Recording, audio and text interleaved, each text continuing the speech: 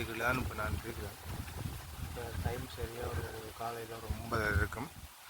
இப்போ வந்து காற்று வந்து கூட அடிச்சு கொண்டிருக்கு. தென்மேல் பருவக்காற்று வந்து இந்த சீசன் பர்டிகுலோ கிழக்கு மாகாணம் இந்த ஏரியாவில் ஒரு 5ஆம் மாத கடைசியில் வந்து இந்த காற்று அடிக்க ஸ்டார்ட் ஆகும். ஒரு 1.5 மாதத்துக்கு வந்து 7-8ஆம் மாதம் மட்டும் இந்த காற்று வந்து இருக்கும். தென்மேல் பருவக்காற்றுன்னு சொல்கிறது சரியான காற்று. பார்த்தாலும் தெரியும். இந்த வயல்லாம் பாருங்கள், அவ்வளோ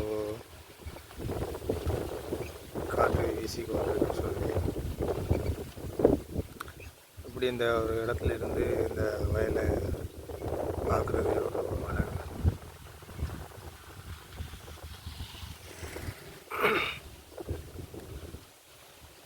உண்மையிலேயுமே இந்த நேச்சர் வந்து அவ்வளோ ஒரு அழகான விஷயம். மனசுக்கு வந்து ஒரு நிம்மதியை வந்து ஒரு தரும். அதில் எந்த ஒரு மாற்று கருத்தும் இல்லை. அதுதான் நானும் என்ஜாய் பண்ணி கொண்டிருக்கிறேன்.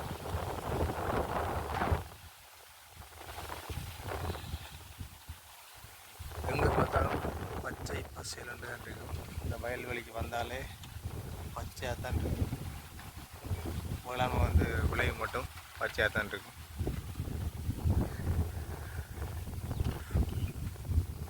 இந்த இடம் வந்து எப்படியான ஒரு இடம் வந்து இந்த மாதிரி ஒரு காற்று நிறைந்த ஒரு அழகான இடங்கள் சிட்டி ஏரியாவில் வந்து கிடையாது. கிராமப்புறங்களில் தான் இந்த மாதிரி விஷயங்களை வந்து நாங்கள் பார்க்கலாம். ஸோ கிராமத்தில் இருந்து முன்னோரின ஆட்களுக்கு இந்த கிராமத்தினுடைய அருமை வந்து கட்டாயம் தெரிஞ்சிருக்கும். பாருங்கள், இந்த வேளாண்மை வந்து இந்த அளவு தான் இப்போ வளர்ந்துருக்கு.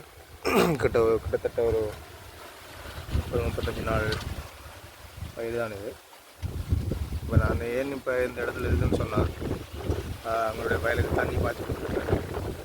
வாய்க்காலை கட்டி தண்ணியை வந்து பாய்ச்சி கொண்டிருக்கிறோம். அப்படி கட்டி பாய்ச்சறதால ஒரு நன்மை என்னன்னு சொன்னால், டக்குன்னு வந்து தண்ணி பாயும். இந்த மட்டாக்களுக்கு வந்து தண்ணி தேவையில்லைன்னு சொல்லக்குள்ள நாங்கள் வந்து வாய்க்காலை கட்டி பாய்ச்சறது பழக்கம். ஸோ அதுதான் இப்போ நீங்கள் பார்க்குறீங்க.